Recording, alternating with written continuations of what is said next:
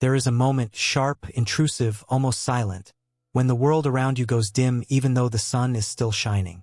It might happen while you're sitting among friends, laughing at a joke you didn't truly hear, or in the stillness of an ordinary morning, when the mirror catches your reflection with a strange unfamiliarity. In that instant, you sense it, the subtle tearing of something beneath the surface, a quiet shift in your inner gravity. You begin to wonder whether the meaning you've been moving toward was ever really there, or whether you were following footprints in the sand left by someone else, someone long gone, someone whose path was never meant for you. This is the fracture where Jean-Paul Sartre begins his work, not with comfort, not with answers, but with the unsettling realization that the world is not built to guide you, that the universe, vast and indifferent, does not lean down to whisper purpose into your ear. And so the true question emerges, not what is the meaning of life, but what do you do with a life that refuses to give you one? Sartre's world is not one of divine maps or cosmic scripts. It is a world stripped down to its raw foundations, a world where silence is not a void but a challenge. He believed that we are condemned to be free, and though that phrase is often repeated, its weight is rarely felt. Freedom is not the gentle invitation we wish it to be. It is not the wide-open field where we dance. It is the trembling knowledge that every step we take is authored by us, and if the path collapses beneath our feet, there is no one else to blame. There is something frighteningly honest about this view, something that refuses to hide behind comforting myths. It is the emotional equivalent of removing your armor in the middle of a battlefield, realizing that the arrows were always yours to begin with. Imagine standing in the night beneath a vacant sky. No signs, no omens, no celestial promise that you matter. For some, this is despair. For Sartre, it is the starting point of liberation. Because only when the world stops telling you who you're supposed to be can you finally hear the faint, unsteady voice of who you might become. But this freedom feels like drowning before it feels like breathing. That is why so many people flee from it. We cling to routines others designed, beliefs we inherited, roles we never questioned. We cling to them not because they fit, but because they protect us from the trembling openness of choice. To choose is to risk being wrong. To choose is to stand naked before the consequences of your own desires. To choose is to confront the terrifying possibility that the meaning of your life rests entirely on your shoulders. Sartre did not shy away from this terror. He sharpened it. He believed that meaning is not discovered like a buried treasure but carved, painfully, messily, from the raw material of existence.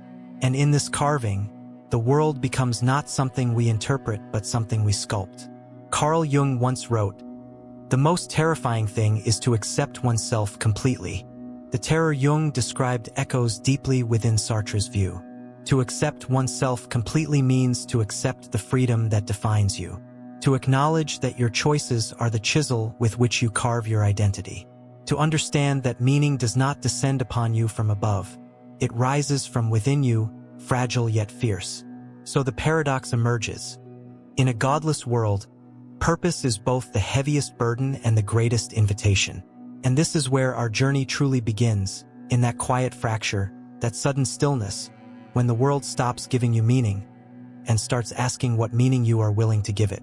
There is a strange heaviness that settles on the human spirit when the scaffolding of inherited meaning collapses. You feel it in the hollow space between your desires and your duties, in the quiet hours when your ambitions begin to sound like someone else's echoes. Freedom, in Sartre's universe, is not the triumphant breaking of chains. It is the realization that there were never chains to begin with, only choices waiting to be made and consequences waiting to unfold. But most people do not experience this revelation as liberation. They experience it as vertigo. This is the existential tension that defines Sartre's vision. When everything becomes possible, nothing feels stable. When no external authority defines your path, even the smallest decision becomes a burden of authorship. You start to notice how many of your choices were made through imitation, how often you leaned on expectation rather than desire, how easily you surrendered your freedom without ever acknowledging it. And so begins the quiet war inside you, the war between who you are and who you pretend to be. Sartre called this bad faith, not in the moralistic sense of being deceitful, but in the existential sense of abandoning your own freedom. You slip into roles that feel comforting because they are predetermined. You become the obedient employee, the agreeable friend, the dutiful child, the predictable version of yourself who never wanders beyond the borders of approval. Bad faith is the seduction of the ready-made identity. It's the subtle temptation to become an object, something definable and fixed, so the world can no longer demand anything unpredictable from you. You trade freedom for the comfort of certainty. You trade authenticity for the safety of imitation. You trade the chaos of becoming for the stability of being. But the cost of this trade is enormous. Your own life shrinks. There is a kind of spiritual atrophy that occurs when you refuse to choose for yourself. You start to feel disconnected from your own decisions, as if you're watching yourself live from behind a dim screen. You follow paths with no pulse, habits with no heartbeat, dreams that don't belong to you. And although the world praises this predictability, something in you knows the truth, that you are living as a shadow of your own potential. This is where the tension deepens. In a godless world, there is no external savior to force you back into your own life. There is no divine intervention to pull you from the drift. Meaning does not arrive uninvited. It must be claimed. Yet claiming meaning requires confronting a terrifying thought. You are not only free, you are responsible, painfully, entirely responsible for the shaping of your existence. Friedrich Nietzsche offered a haunting reminder of this burden when he wrote, "No one can build you the bridge on which you must cross the river of life. No one but yourself. That river is the existential flow of choices, and the bridge is the self you construct through them. No tradition, no ideology, no deity will carry you across. The journey is yours or it is no one's. But human beings are creatures of paradox. We crave freedom, yet fear its implications. We want to choose, yet dread the consequences. We hunger for meaning, yet resent the effort demanded to create it. And this conflict does not resolve easily. It stretches through our relationships, our ambitions, and the very stories we tell ourselves about life. Still, the truth remains. In Sartre's world, you cannot escape the responsibility of your own existence. Even refusing to choose is a choice. Even surrendering your autonomy is an act of autonomy. Even hiding from freedom is an exercise of freedom. And so the question sharpens. If meaning will not choose you, what, then, will you choose? There comes a moment, often quiet, often lonely, when you begin to sense that the exhaustion you feel is not from life itself, but from the weight of all the lives you've been trying to live at once. The expectations you inherited, the roles you slipped into, the versions of yourself that never fit quite right, they gather inside you like ghosts. Each one whispers a different command, and you obey them out of habit, not conviction. But at some point, the noise becomes unbearable. And in that aching silence after the collapse, something shifts. This is the existential turning point. Not the dramatic transformation of a sudden epiphany, but the slow, seismic realization that no one is coming to choose your life for you. That the meaning you've been waiting for is, and always has been, waiting for you. Sartre believed that authenticity begins when you stop treating your identity as a discovery and start treating it as a creation. You are not a puzzle to be solved. You are clay to be shaped. Your life is not a script hidden somewhere within your subconscious or your fate. It is a manuscript written in the ink of your decisions, revised every moment you dare to choose differently. This shift is profound because it reclaims something you may not have realized you lost. Authorship. For years, you may have moved as though you were being read by the world, constantly evaluated, interpreted, judged. But authenticity emerges when you begin to write instead of being written, when you stop acting as a character and begin living as the creator. It is a quiet rebellion, but a powerful one. Take, for instance, the life you believe you should be living, the stable career, the predictable milestones, the personality traits that make you agreeable, palatable, safe. These expectations once felt like rails guiding you forward. Now they feel like fences hemming you in. And if you trace the discomfort back to its source, you often find that the life you're living does not align with the life you are choosing, because you haven't been choosing at all. Yet this realization is not purely liberating.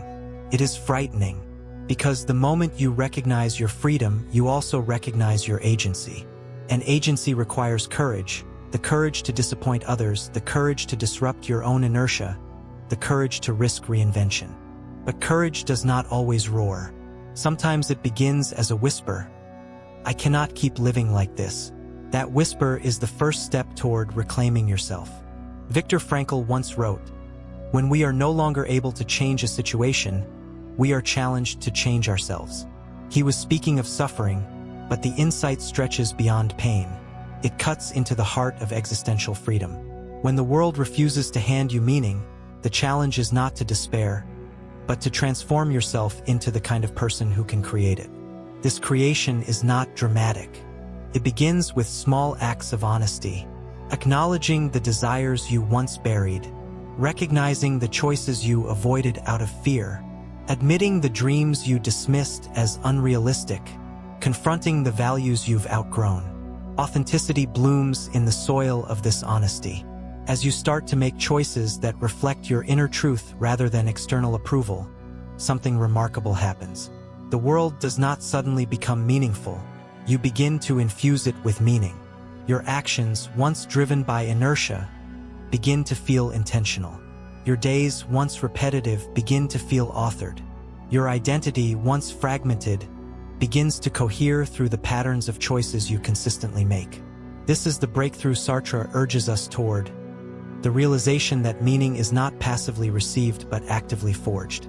And the forge is your freedom, heated by responsibility, shaped by authenticity, hammered into form by the choices you are willing to claim as your own. The turning point is not an answer. It is an awakening. And from here, the path ahead widens, not because it becomes easier, but because it finally becomes yours.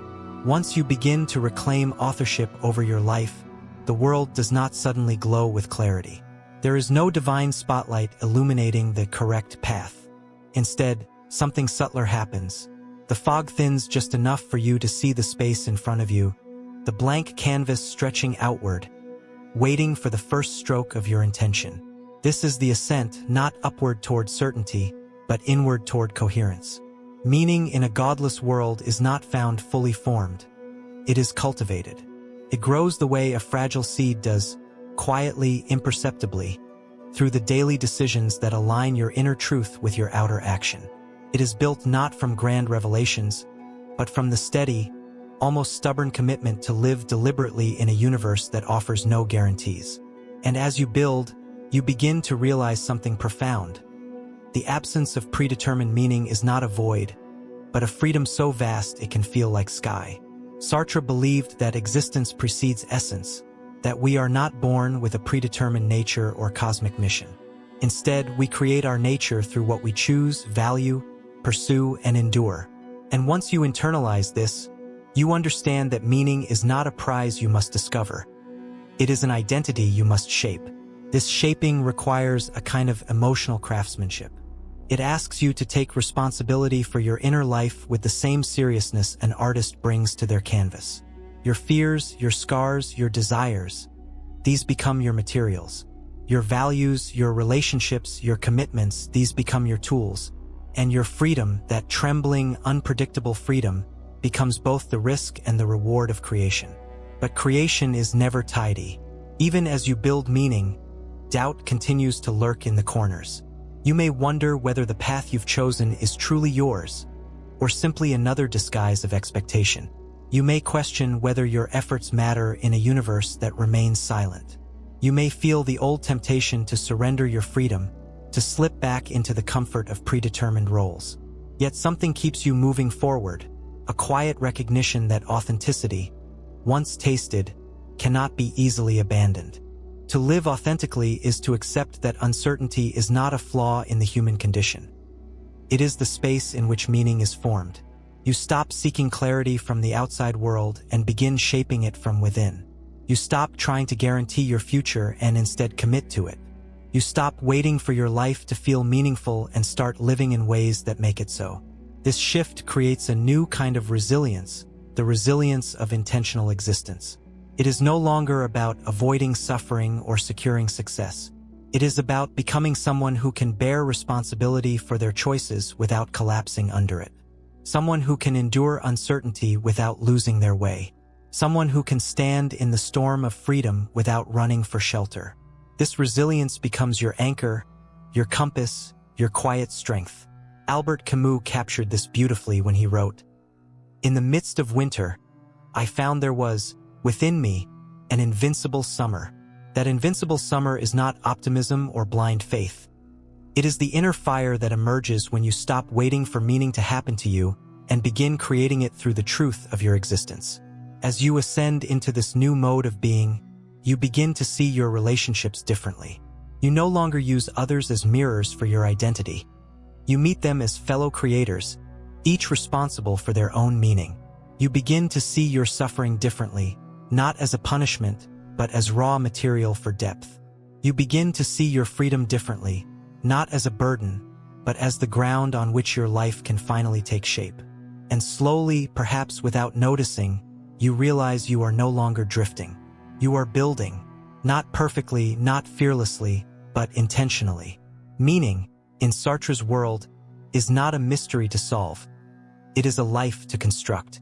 And with each choice, each act of authenticity, each moment of courage, the structure rises higher. There comes a quiet dusk inside every human being. A moment when the noise of life softens and the world's demands blur into the background.